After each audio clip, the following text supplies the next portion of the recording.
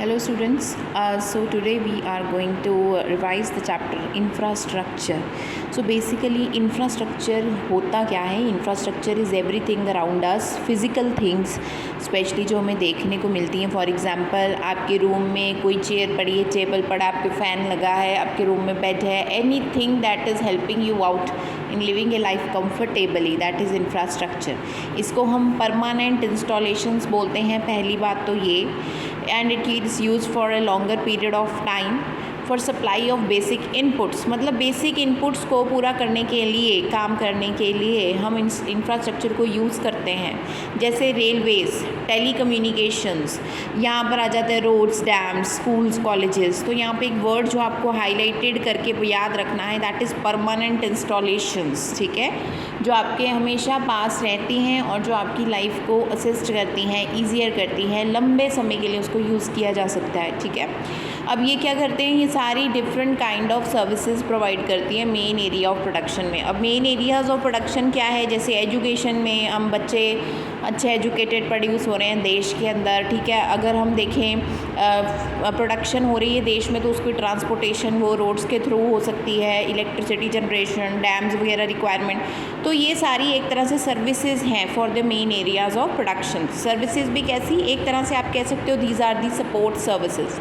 दो तरह के इंफ्रास्ट्रक्चर होते हैं, एक होता है economic infrastructure and social infrastructure. Very very important. Economic infrastructure एक ऐसा इंफ्रास्ट्रक्चर होता है जो डायरेक्टली हमारा इकोनॉमिक सिस्टम, मतलब हमारे आर्थिक स्थिति को देश की कंट्रोल करता है. ठीक है, बट जो सोशल इंफ्रास्ट्रक्चर होता है वो इनडायरेक्टली करता है. कैसे? जैसे फॉर एग्ज़ाम्पल इस चीज़ को चलाने के लिए जिस चीज़ की हमें हेल्प की ज़रूरत है वो सोशल इंफ्रास्ट्रक्चर से मिलती है.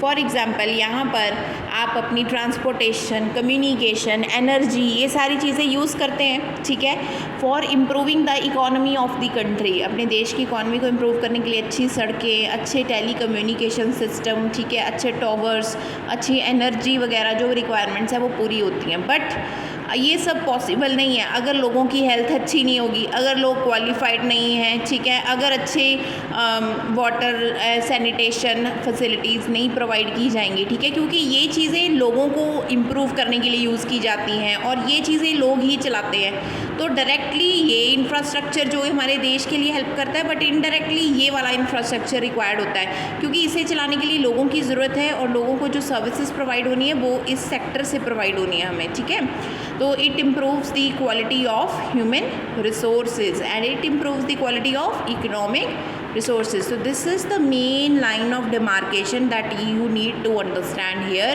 in economic and social infrastructure. Both are very important from examination point of view. So here we have done meaning of infrastructure and the types of infrastructure.